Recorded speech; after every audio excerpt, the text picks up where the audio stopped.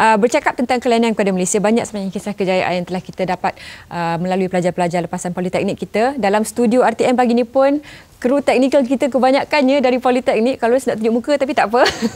Kita tanyakan dengan Dr. Zamzam Muhammad Walid yang merupakan pengarah bahagian pengambilan pelajar Jabatan Pengajian Politeknik. Doktor tak tahu kita punya kru banyak pelajar poli. Baru pagi ni. Baru pagi ni tahu. Sejak doktor mula terlibat dalam sektor bini tahun 1998, apa antara kemajuan ataupun perubahan yang paling banyak dilihat dengan lepasan politeknik kita? Kita melihat politeknik ini sangat berkembang. Sebelum kita berbincang lanjut, eloklah juga kita mengambil maklum bahawa ni di negara China telah membuat keputusan, kerajaan negeri China membuat keputusan 600 universiti awam di negara China ditukar kepada politeknik. Ini menunjukkan bahawa trend pendidikan masa kini ke arah teknikal dan juga vocational. Jadi melihat kepada apa yang telah berlaku dalam tempoh 5-10 tahun baru-baru ini, jadi kita melihat bahawa politeknik sangat cepat dan ianya bukan berhenti di sini. Dan daripada apa yang telah dirancang untuk Pelan Pembangunan Pendidikan Malaysia, pengajian tinggi yang akan diumumkan pada bulan Mac nanti, kita melihat bahawa politeknik akan terus berkembang.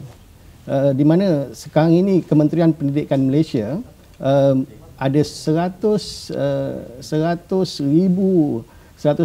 enrolment pada yang sekarang ini akan ditingkatkan kepada 3 kali ganda, iaitu kepada 300,000 pada tahun 2025. Doktor, kita ada 33 politeknik sekarang. Muat ke tidak tu ramai-ramai tu?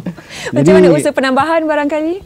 Politeknik adalah penyumbang lebih daripada 50% daripada kumpulan TVET tadi, Technical Vocational Education and Training. Jadi of course pada masa itu mungkin wujudnya satu pertambahan di peringkat politeknik ataupun di institusi-institusi di bawah TVET, contoh jadi college community dan juga college vocational, yang mana memberikan bekalan tambahan kepada tenaga kerja di peringkat technical dan vocational ini untuk memajukan negara kita. Doktor, barangkali saya kira mereka yang keluar dari politeknik mempunyai kelebihan berbanding mereka yang berada di pusat pengajian lain, sebab majikan sekarang nakkan cepat, nakkan pekerja yang berkemahiran, yang tak payah ajar banyak. Jadi adakah itu situasinya sekarang? Ya, betul. Sekarang ini dunia telah melihat bahawa dalam kita mendidik rakyat sesuatu negara, kita memerlukan 3 elemen penting. Satu ialah elemen akademik, satu lagi ialah elemen kemahiran yang berada di ujung, dan yang di tengah-tengah itu yang kita memerlukan gabungan antara dua, akademik dan juga kemahiran. Yang mana ini amat diperlukan di mana-mana negara, terutamanya negara maju seperti di negara Jerman dan sebagainya. Jadi tidak terkecuali juga di Malaysia. Jadi dengan approach yang sebegitu, seperti yang dikatakan tadi, di industri, kumpulan ini adalah kumpulan yang paling ramai yang diperlukan. Seperti yang kita nyatakan tadi, dalam studio ini ada beberapa ramai datang daripada politeknik yang membekalkan juruteknik, technician dan juga pembantu jurutera. Sebab dalam untuk melaksanakan sesuatu kerja, projek, seorang jurutera memerlukan 4 ke 5 pembantu jurutera ataupun juruteknik. Jadi bekalan ataupun supply kepada kumpulan ini sangat penting kepada negara kita. Jurusan-jurusan yang ditawarkan di politeknik antaranya? Politeknik 60% program yang ditawarkan ialah kejuruteraan yang meliputi electrical, mechanical, civil dan juga yang lain. Kemudian 40% datang daripada commerce, perdagangan dan juga hospitality yang melibatkan hotel, catering, pelancongan. Jadi kita di politeknik menawarkan 60-40 begitu. Dan kurikulum yang dibangunkan di politeknik mengambil kira tadi, konsep tadi, iaitu konsep di mana elemen akademik dan juga kemahiran itu diterapkan secara seimbang kepada pelajar-pelajar ini supaya mereka ini mudah untuk bekerja dan juga melanjutkan pengajian. Sebagai contoh, kebolehpasaran di politeknik, kita melahirkan kebolehpasaran yang tinggi. Saya ambil contoh 2 politeknik di Malaysia, iaitu Politeknik Sultan Salahuddin Abdul Aziz Shah di Shah Alam seperti yang kita kata tadi, dan juga Politeknik Tuanku Sultanah Bahiyah di Kulim. Politeknik ini telah mengeluarkan kebolehpasaran sampai 90% lebih. Berarti dalam 100 pelajar yang kita keluarkan, 90 orang lebih mendapat pekerjaan dan juga mendapat pengajian dalam tempoh 6 bulan.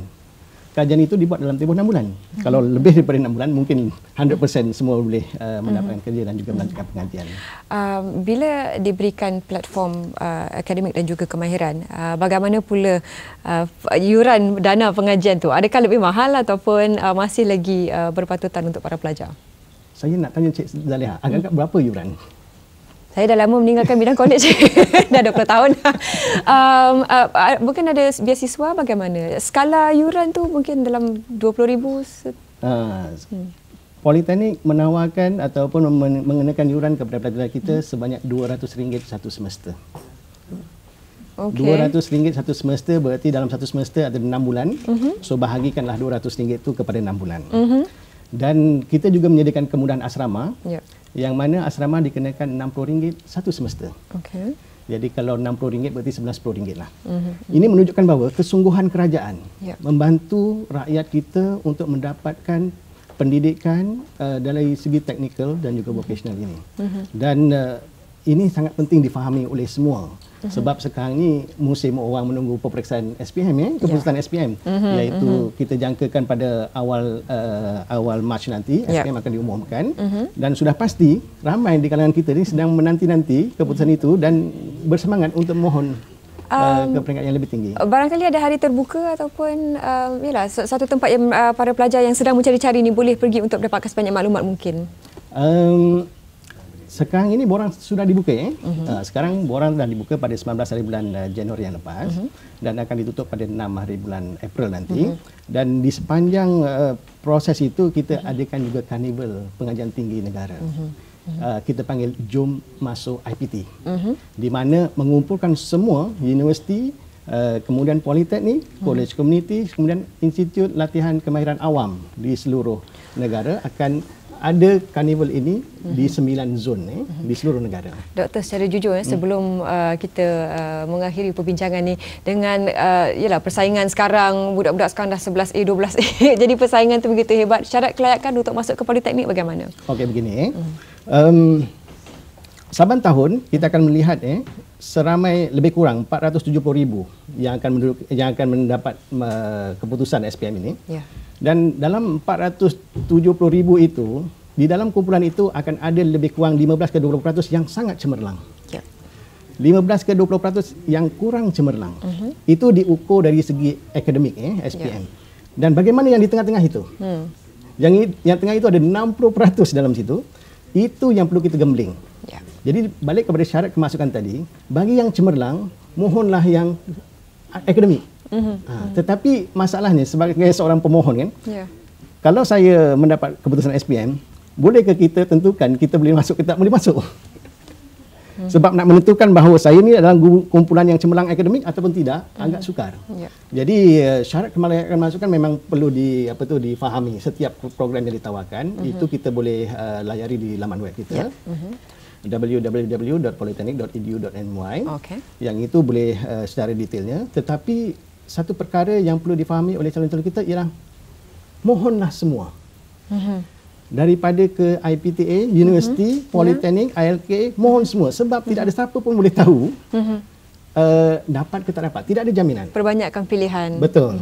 Sebab satu lagi perkara yang saya perlu kongsi kepada para penonton yang mana kaedah ini sedikit teknikal Cik Zaliha, teknikal. Di mana bila kita memohon sesuatu program itu, dasar yang sedia ada ialah memproses calon itu mengikut pilihan dia yang pertama.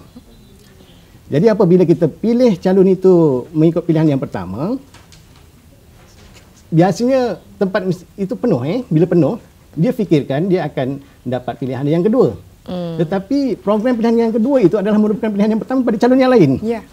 Jadi akhirnya kita dapati ada beberapa calon yang datang semula ke politeknik, dia kata, saya menyesal tak mohon politeknik sebab semua nak mohon masuk universiti. Akhirnya pilihan 1, 2, 3 hingga kepada 8 tak berjaya.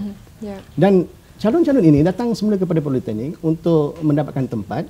Dan untuk tips yang paling penting kepada para calon terutamanya lepasan SPM ini, mohon semua. Tidak ada ruginya.